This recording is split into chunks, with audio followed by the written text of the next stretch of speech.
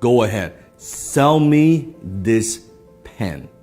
Today I'm going to teach you how to sell anything to anyone, anytime.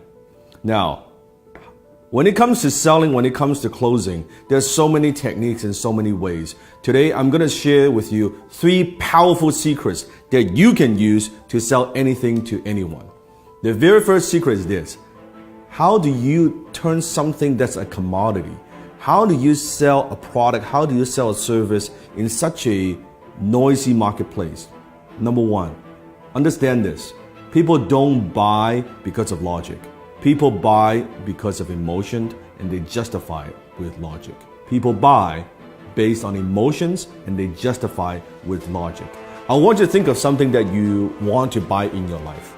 It could be a car, it could be a house, it could be anything. Just I want you to picture that. Once you have that in your mind, I want you to ask yourself this question. Why do you want to buy it? Why do you want to buy that particular item? Why do you want to own that item? Why is that? Maybe it's a new suit, it looks good on you. Maybe it's a new dress. Maybe it's a new car. Maybe it's a new house. Maybe it's that vacation. But why do you buy it? I want you to dig a little bit deeper. If you peer through the layers, I think you'll realize you are buying emotions. Maybe you buy the item because of greed. You want to make money or you want to save money. Or maybe it's because of generosity, that by buying this item is going to help other people. Have you noticed sometimes even there are companies out there, if you buy this particular product, they're going to donate a certain amount to charities? Maybe you buy because of generosity. Maybe because of shame, that if I don't buy this, I'll look foolish. If I don't own this, I'll look foolish. Or maybe it's fear, that if I don't buy this, I'm going to be missing out. I don't want to miss out. Maybe it's an escape, that you go on the vacation, your 9-to-5 job is driving you fucking crazy, and you say, oh man, I need some time off. Maybe doing it, buying it because of escape. Whatever those reasons are, those are very often emotional reasons. So you buy because of emotion, and you justify with logic. So think about when you're selling something to somebody. Are you just talking about features and benefits? What this thing would do for you? Or are you pushing those emotional hot buttons? I remember one time I was in Harry Rosen, which is a very well-known kind of menswear store, high-end in Vancouver. I walked into the store and I was walking by the Tom Ford section. And the salesman approached me and said, sir, is there anything I can help you with? I said, no, I'm just browsing around. And he said, do me a favor. Put this suit on. Now, at the time, I've never owned a Tom Ford suit before. I have a lot of suits, but I don't have a Tom Ford suit. He said, do me a favor, put this on. I said, all right. I put it on. He said, how do you feel? Well, it feels pretty good. I said, okay, also try this on. Put on this tuxedo. I said, okay, that's pretty good. He said, oh, it looks great. He said, sir, are you a fan of James Bond? I was like, who isn't a fan of James Bond? Like, duh. He said, you see this suit right here, this tuxedo, is the exact suit, exact same design as James Bond wears in Casino Royale.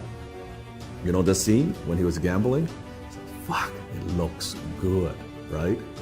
And before you know it, I bought the damn fucking tuxedo, right? And it's a lot of money, costs a lot of money. And if you think about that, what am I buying? I'm buying emotions.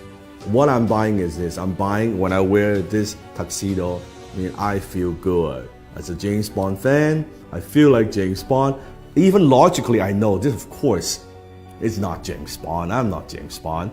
But emotionally, it takes me there.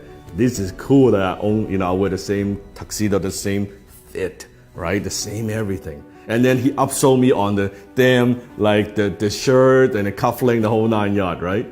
That's what I'm talking about. People buy because of emotions and they justify with logic. You have to understand that. Don't push your products. Don't just push your services. Don't push the features and benefits. Think about what are those emotional hot buttons that you're pushing. Number 2, people don't buy their way into something. They buy their way out of something. It means people very often, they're buying something because they have a problem they want solved. They want to buy their way out of that problem. People don't buy the drill, they want a hole on the wall. So what is it that you are helping them solve? What problem? What is it? What is that thing? You have to understand. So I always say the amount of money that you make is in direct proportion to how deep you understand your marketplace's pain. The amount of money you make is in direct proportion of how deep you go, how much you understand your marketplace's pain. So you have to understand what it is, what are the pains that people have, and how can you help them relieve some of that pain. So think about that. Number 3, people don't buy products and services, they buy stories. Because when there are so many choices out there in the marketplace, on the internet, any product that you want, there are hundreds and hundreds of choices. How do you stand out? How do you add emotions to a commodity, a pen? What's the difference between a $2 pen like this or an $800 Mont Blanc John F. Kennedy limited edition exclusive pen? $800 pen. It's the same pen. It has the same functions. Story. When you add story to an item, suddenly when you add the John F. Kennedy, the president's story attached to a brand, to a logo, it is 10 times more valuable. It is 100 times more valuable. It is 300 times more valuable, that particular pen. All because the story, it writes the same. A $2 pen you can write too. That's the difference. So think about what's the story? How can you inject stories into everything that you do? Maybe it's your origin story. How did you get started? Why do you do what you do? What about also stories of your customers? I've just launched a new YouTube channel. You can click on the link below. I'll put a link below in the description. You can check it out. It's the Dan Lok Global Community on YouTube.